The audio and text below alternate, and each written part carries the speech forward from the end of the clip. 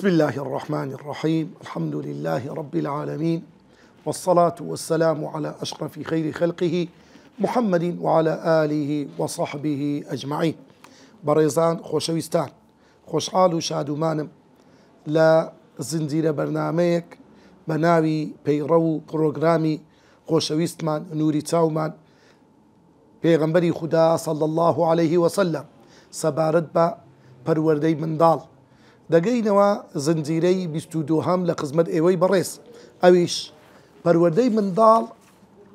لە ڕووی کۆمەڵایەتی البیناء الاجتماعی، واتە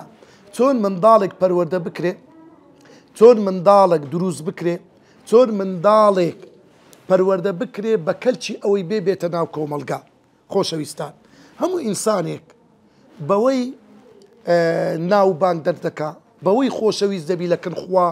لەکن خەڵقی خوا کەسێکی سوودمەند بی لۆ دەوروبەرەکەی خۆی. لۆیە پێغەمبەری خوددا صلى الله عليه وسلم دەفەرموێ خەیر الناس، باشترین کەس ئەنفعهم للناس، باشترین کەسە کە سوود بە خەڵکی بگەینێ، منفعەت و سوودی لە بۆ خەڵک هەیە. ئینسانیش کاتێک کە منداڵ پەروەردە دەکا، ئەتو ئەو منداڵەی دەخێ ناو کۆمەلگا، ئەو منداڵە لە تەمەنی 4 ساڵ دەستا باخسەی ساوایان، تەمەنەیشتر گەورە دەبی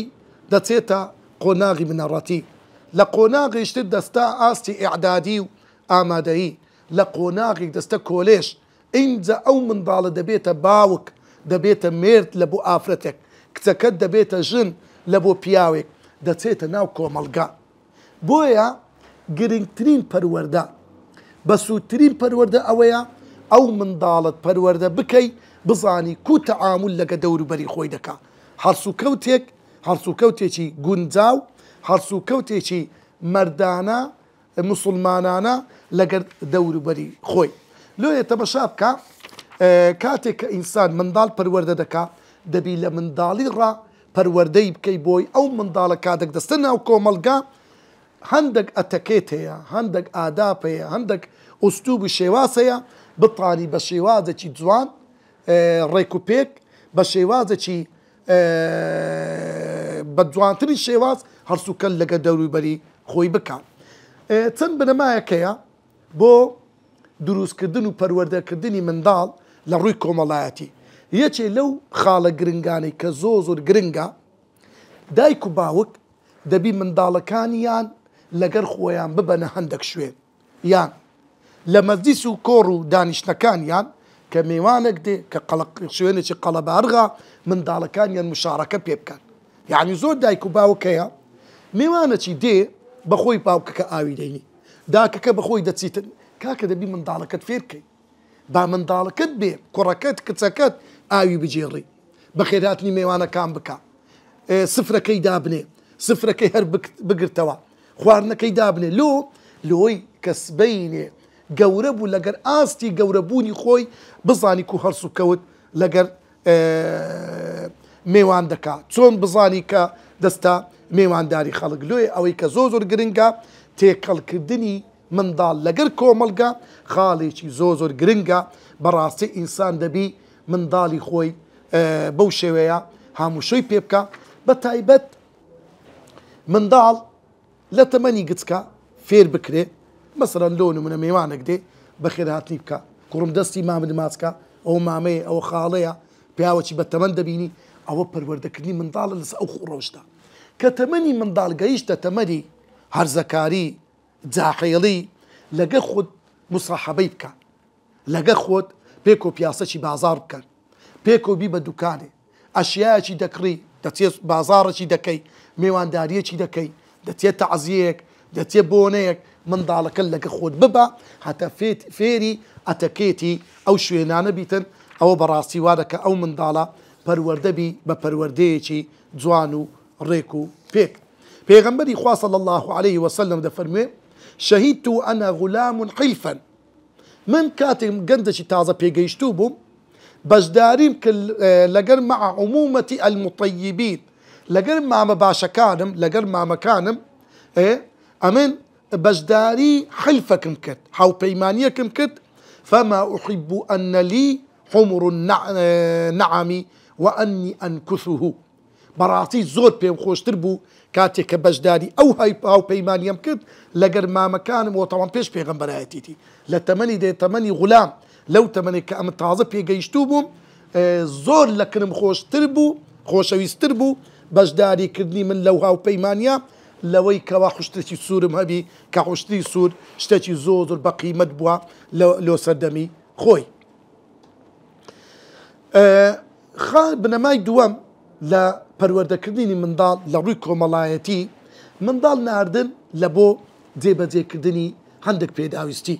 یعنی پێویستە منداڵ احتیمال لەسەر خۆی بکاتن بەو نمونە ئیشەکت دەبی کارەکت دەبی منداڵەکەت بنێرە لەوەی فێربی ئینجا پێی برێ کوڕم ئەو ئەمانەتە هەیە دەگەینە دەستی کاکفران کەسی سەلامی لێ بکە برێ ئەوە بابم نردیتی بوو شێوازە بەڵام ئەتو ئەگەر هەبرێ هێشتا منداڵە نازانی ئەو منداڵە دروست نابی فێر نابی دایک کاتێک کە کچەکەی خۆی فێر دەکات فێری هەویر شێرانی بکە فێری کولیسەی بکە فێری قاپشوشتی بکە فێری جل هەرگرتنەوەی بکە فێری ئوتی بکە هەتا کچەکەت دەست و پێسبی نەبیتن کات دەستە ماڵێ ماڵەکی ئاوەدان کاتەوە نەک ماڵەکەی کۆر بکاتەوە لۆیە زۆر مهمە منداڵ بەو شێوەیە پەروەردە بکرێتن. ئیمامی نەسائی ڕێوایەت دەکات لە ئەنەسی کوڕی مالک دەفەرمێ پێغەمبەری خوا صلی الله عليه وسلم لە کاتی پاشیو بوو طبعا نیوەشەوە پاشیوە نیە پێش مەلەباندانی سبەینێ فەرمووی یا ئەنەس إني أريد الصيام فأطعمني شيئا أي أنس نيتم وایە بە ڕۆژی بم بزانە خواردنەکەم لۆ پەیدا بکە ئەنەس دەڵێ فأتيته بتمر وإناء فيه ماء هەندێک خورمام هینا لەگەر جامێک هەندێک ئاوی تێدا بوو وذلك بعدما أذن بلال دوای ئەوەی بیلالی حەبەشی بانجی دابوو بانجی یەکەم تاوان لە سەردەمی پێغەمبەر صلی الله عليه وسلم دوو بانگ دەدرا بانجێک لە بۆ شەو نوێژ بوو تقریبا 40 دقه 50 دقه پێش ئەوەی بانجی بەیانی بدرێ بانگێک دەدرا بۆ ئەوەی خەڵک شەو نوێژێ بکەن تاوان ئێستاش لە مەککە و لە مەدینە و لە هەندێک لە وڵاتان هەیە ئینجا پێغەمبەر فەرمیە ئەنەس انظر رجلا يأكل معي ئەی ئەنەس بزانە کەسەکەیە ئەگەر پیاوەک لەو شوێنانە بیتن بابێ لەگەرە من نانی بخواتن فئینجا ئەنەس دەفەرمێ دعوت زيد بن ثابت بانجي زيد كري ثابتم كد هاد لك بيغمبري صلى الله عليه وسلم ناني خوان او پروردي بيغمبري لبو انس اشتكم له بيدابك اوزا يكم له بينا بابي لقرم ناني بخوا من دال دبي فيري اويكي رولا جيان برو دو فلانه كسي بابي بري باب مقوتي دعوه لمالي مناني بخوا برو او يشب لبو زيبك او خالق زوري علي الشد شت پێدان و هەستکردنی عن دروستکردنی هەستی بەرپرسیارەتی لە لای منداڵ. بنەمای سێم فێرکردنی سەلام ئەو خاڵە زۆر میهمە منداڵ کە دێتەوە ماڵێ فێری سەلامی بکەی هەر لە تەمەنی گچکەی بزانە خوای گەورە ئەمر دەکا دەفەرموێ وإذا دخلتم بيوتا فسلموا على أنفسكم حتى لە ماڵی خۆتان کە چوونە ناو ماڵی خۆتان سەلام لە خودی خۆتان بکەن يعني داك وباب قد استوى مالي با سلام كان لمن دالكي نري من دارك سكوكتيا قينا عمري 2 صالة 3 صالة سلام عليكم دسي بسدابينا ما تيبكا او من داله ورده فيري او ايش او اشتدى بلا داك بابي كقورب او ايش كديتو مالي سلام دكاتن لويا امام بخاري ومسلم حديث روايات دكان انس دفرموه پیغمبر بينيس دفرموه أنس بلاي كوملا من دالك داتي بري فسلم عليهم سلامي كرت وقال أوزع أنس بخلق كي دور بري خوي قوت كان رسول الله صلى الله عليه وسلم يفعله دزان لهم سلام لو من دالانا كرت بيغنبري خوا صلى الله عليه وسلم ديتم بكن هندق من داروي سلامي كرت أميج أو سنتي بيغنبر زيبا زيدك داكو باب با سلام لمن داليك كاتي كسجي قورا بلاي كوملك من دار دروا با سلاميا اللي كان او سلامه پرورديه يعني شخصيته كساتي او من دالا دروز دبيتن فيري او سلامه دبيتن لكن من دالا كان پرورديه بكي سلام كرن خيري تندا تن ادر پاداشتي گوريتي دا واو كسك والله داتو رولا جيان اگا كسك سلامي كرت زوان سلامي لي وقروا كاتك او دري السلام عليكم اتو دري وعليكم السلام دخير اللو دنسر رولا جيان اگر بري ورحمة الله بيس خير اللو دنسر وبركاته سي خيرت لو دنسر او جا دوقي قرم وقر كردن اگر كسيشي لخطبة من ترد بيني لتمن لتقولترا يان بزانستو بعلمكي يان كسيك مامتا خالتا بابيتا دابيتا دستي ماسك رولا جيان زور داكو بابي يقلي دكا كاك دبي من ضالكت پروردكي كاتك كتشيوا سلامت كل من ضالك دستي خور راقرا دست ماسك كرم كاك او خلويني تكبدي تدابي لوي من ضالكت فيربي كسيشي قولي بيني دستي ماسكا بابك بابري كرم دستي داكتر ماسكن داكا كج من ضالكي پروردكا فيريبكا دستي بابتن ماسكن كرم او بابتانا ازلي لسرتانا بوي براستي انسان او من ضالا كساياتي وشخصيته شي بهزيلو دروز دبيتن هروكو امام الترمذي لا انس دجرتو دفرمي پیغمبري خوا صلى الله عليه وسلم فرموي يا بني اذا دخلت على اهلك فسلم رولا جيان او نصيحتي پیغمبريا صلى الله عليه وسلم بو انسو همو من ذلك اجتشي مال ناو مالي خوتان سلام بك يكن بركة عليك دبت بركة لبو خودي خوت وعلى أهل بيتك وهم دبت خير وبركة ورحمتي خوا لبو أو خانواديا بتقراي بنماي سوارب بو پروردكنيني من ضال لرويكو ملايتي أيش بريتلتي سردان كدني من ضال أو من ضالك نخوشة إنسان سرداني بك زود زاروية من ضالك عمليات دكري من ضالك نخوش دبيتن أتو سرداني دكي أو سرداني من ضالة براستي كأتودتي رولا جيان أو من هاتي مكنتو سرداني توم كرديا كنا خوش بوي دسي للسري دامني دعاي لوبكا